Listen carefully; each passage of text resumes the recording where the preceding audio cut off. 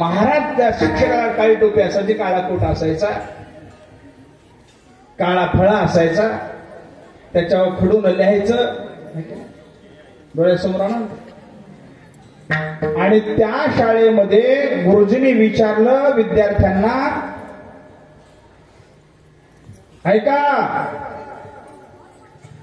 बाळांनो, गोदावरी गंगेचा उगम कुठं झाला रे? विचार. गंगेचा उगम कुठं झाला रे असं विचारलं. एकाकडे पाहू लागले. आता हिला तर माहितच नसेल. ताई गोदावरी गंगा माहितीये का? गंगा माहितीये? गंगा रामचरी गंगा माहिती ते असं माहिती गंगा. पण एक मागच्या बेंचावर विद्यार्थी उठला, सांगितलं गुरुजी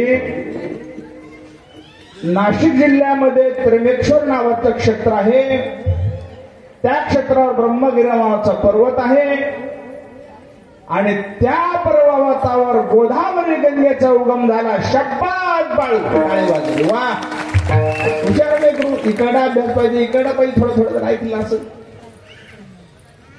गुरुजीने पुन्हा विचारलं, बाळू वा वा पुन्हा ती गंगा कुठं आली रे?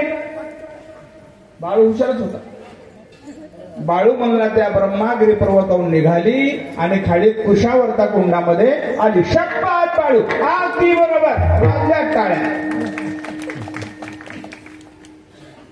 एवढं करून पुन्हा गुरुजी थांबले नाही. सांगले बाळू पुन्हा पुढे कुठे गेली? सांगितलं नाशिक मध्ये आली, पंचवटी मध्ये आली. पुन्हा कुठे गेली? पैठणला आली. पुन्हा कुठे गेली? सुरू ठेवलं गुरुजीला. सांगितलं नांदेड मार्गे, नंदीग्राम मार्गे, तेलंगा मार्गे सप्तमुखानं समुद्राला मिळाली. शाबास. आता एवढं झालं थांबा गुरुजीनं. तरी गुरुजी म्हणले पुन्हा पुढे कुठे गेली? म्हणजे तुमच्या डोंबल्यात गेली. आता एकदा गंगा तिथं पोहोचल्या पुन्हा शिल्लक राहते का? विठाला विठाला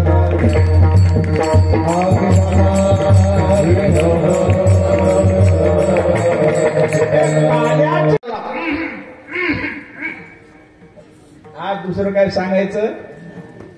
कृष्णाला ज्ञान सांगायचं. पण विशेष कीर्तनामध्ये काय सांगितलं सांगण्याकरता?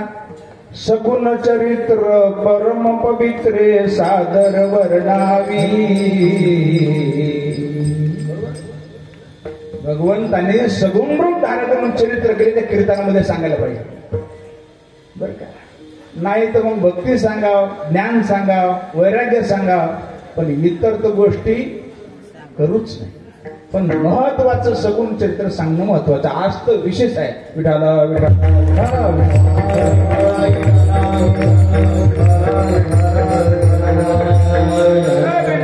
कुठं झाला कुठं झाला कुठं झाला कुठं झाला म्हणले. त्याला काय बोलता येत नव्हतं वाटत.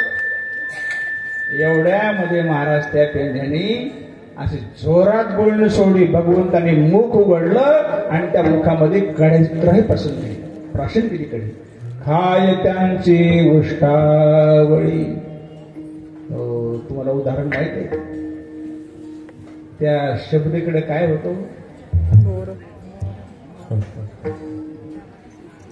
आपलं उष्ट आपले लेकरं खायनं. लेकरं म्हणतात नको. ते काल बकर महाराज नागमाच फजी होती, त्याला निष्ठ नाही ते सोडून दिलं. म्हणा तुम्ही सोडलं मग नाही खाय ना. लेकर खाण्यात आपली उष्ट. पण त्या भगवंतांनी त्या गोपाळांचं उष्ट खाल्लं. महाराज उष्ट खाल्लं. काय त्या शबरीचा भाव होता? जब मेरे राम जी का आवन हो, जब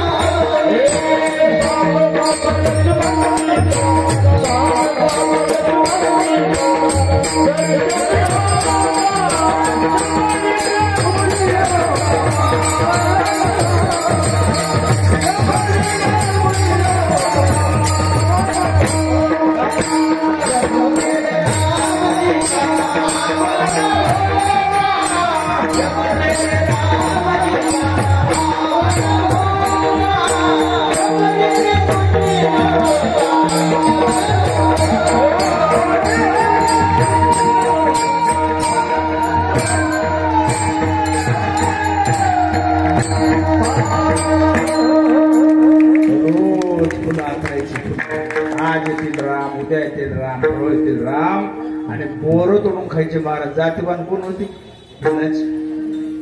भिलाची. पण तिचे उष्टे बोर खाल्ले. नमणे उच्चिष्ट अथवा थोडे, तुका म्हणे भक्ती पुढे. काही नगे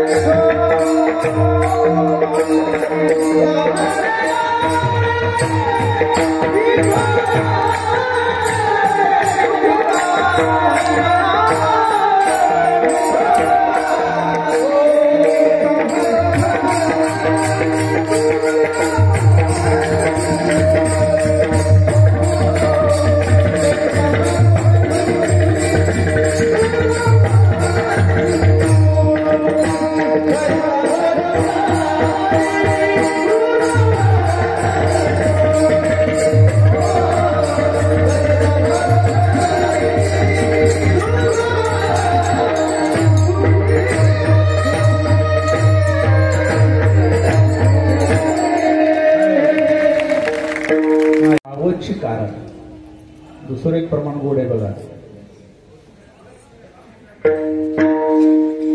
ऐका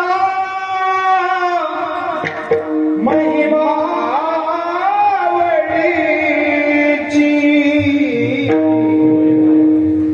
ऐका महिमा वडीची, गोरे खाये भिलनी, गोरे खाये भिलनीची. ऐका महिमा वडीची, ऐका महिमा वडीची, ओहे सुधा देवाची भक्ती मारी ओरलीची. ऐका महिमा वडीची, ऐका